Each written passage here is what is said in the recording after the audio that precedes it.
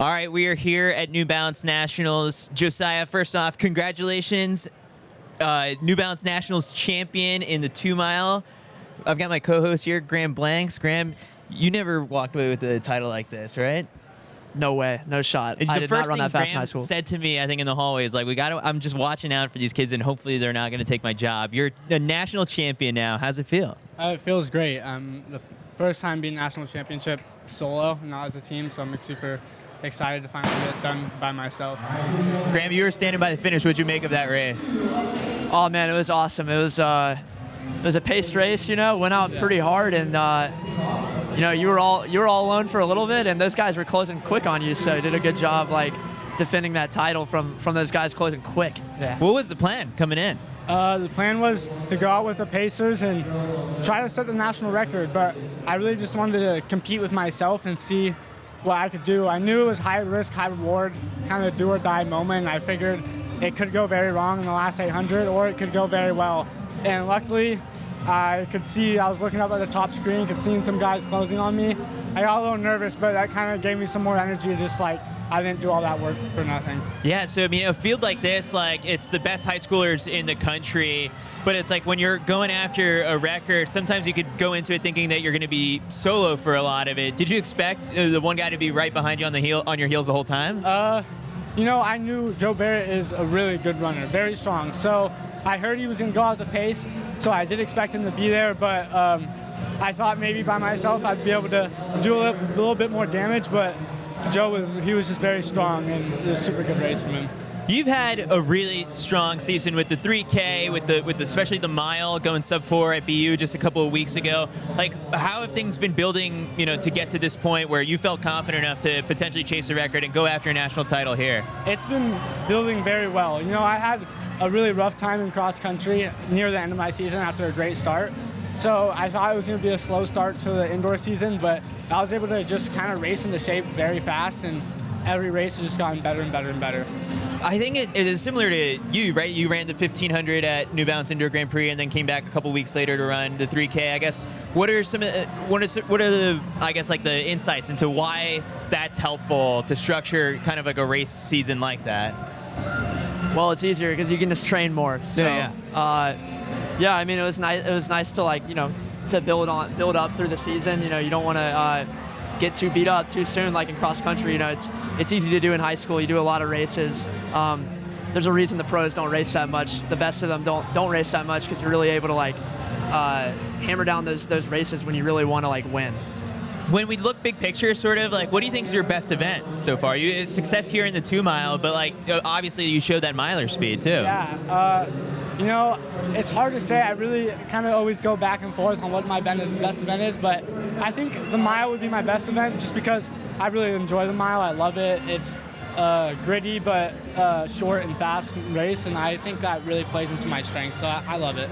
Everyone, I feel like, in high school believes that they're a super fast miler. Was this you too? No.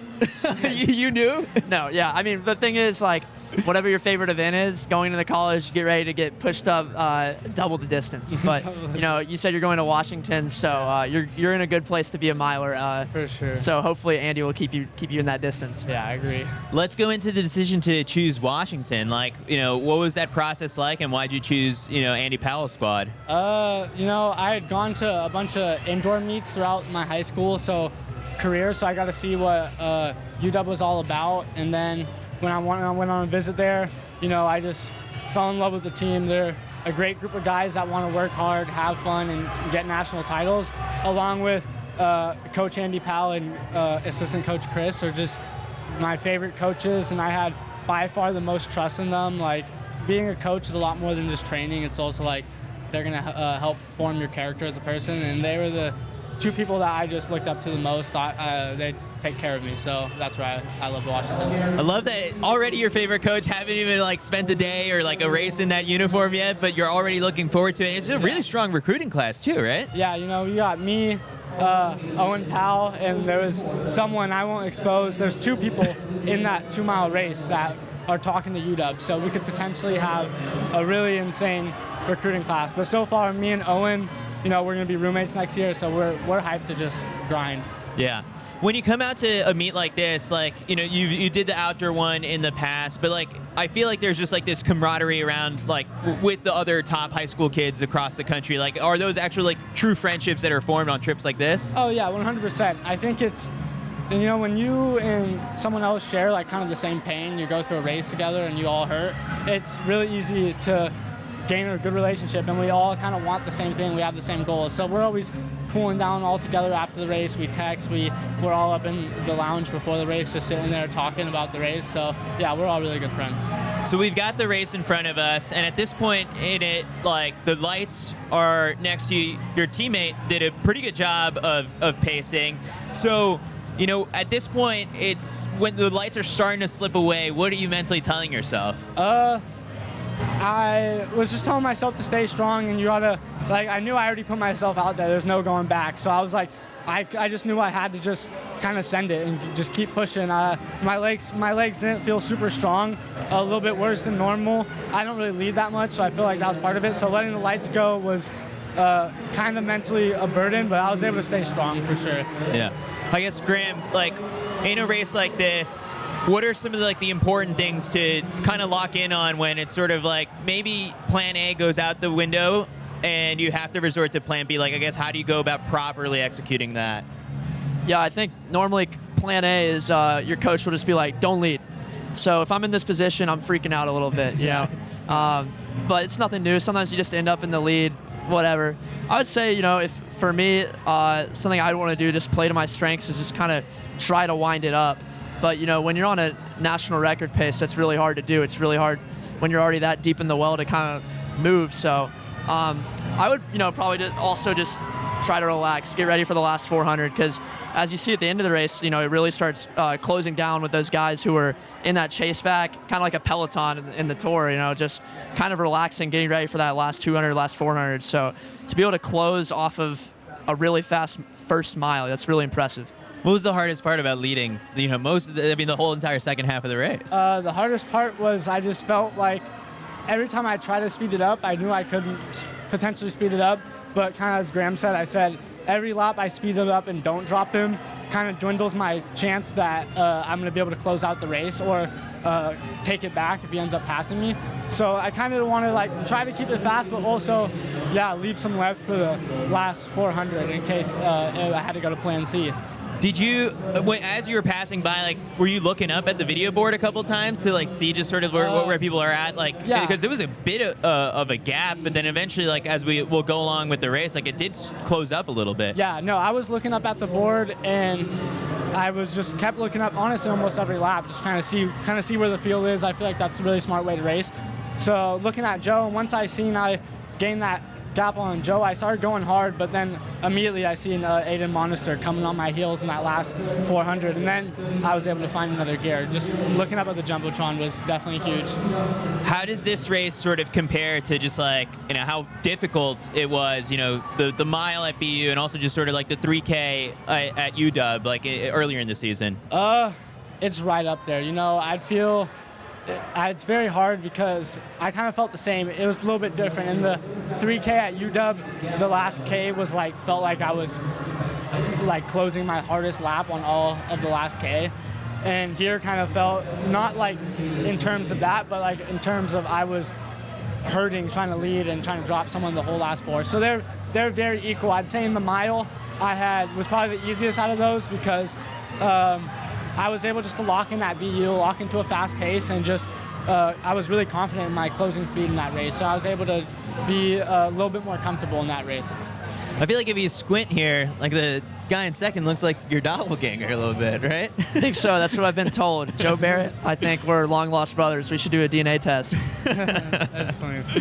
All right, so with about, how much is left here? Probably like another 800 or so back. Can you fast forward through a little bit? About a K to go. All right, so he's closing in from the chase back. All right, here's 200 to go. What are you thinking here? Right here, scratch, freeze frame. I was still feeling very comfortable. Not very comfortable, but I still knew I had some left to close. But right around here, I seen him closing hard, and I was like, that's going to be a hard gap to close, but he could do it, so I got to really give it my all for sure. The bright pink certainly helped you spot him. Oh, it definitely did. I could see it coming, but I definitely was able to pick up a gear that last 100, so I was happy for that. Really strong celebration here. It takes you a moment to catch your breath, but then after that, like you were very amped. Yeah, no, I was hyped. It's not easy to come out to a national meet and win, especially in that type of position. So I was just happy with how gritty I was. I strive to be a gritty racer, and that was definitely a good showcase of how I like to run sometimes.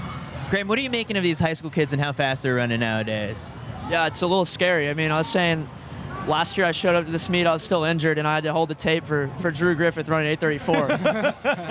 That was a little humiliating. I don't know if like the New Balance people were kind of like trying to like put a little pressure on me, and maybe it worked. But yeah, you know, it's always great to see so many young Americans getting better and better every year. It's just kind of mind-boggling, and it makes me optimistic for the future for our future Olympic teams, world teams. I think as Americans, we all want to see our country perform very well, especially in the distance events where we haven't historically done as great as some other countries. Yeah.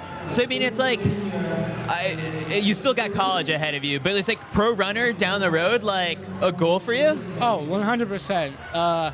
I wouldn't work this hard if it wasn't a career I wanted to make happen. So that's kind of one of the big reasons I chose to go to Washington. I want to take myself to the next level and just strive to be the best runner I can be. And if that lands me to go pro, I'd be super happy. And then I would just strive for the Olympics and just keep going as far as I can go, for sure. All right, so the final question was one that was like fed to me at the very end, which is sort of like this question is, if you could sit next to anyone on a plane, who would it be?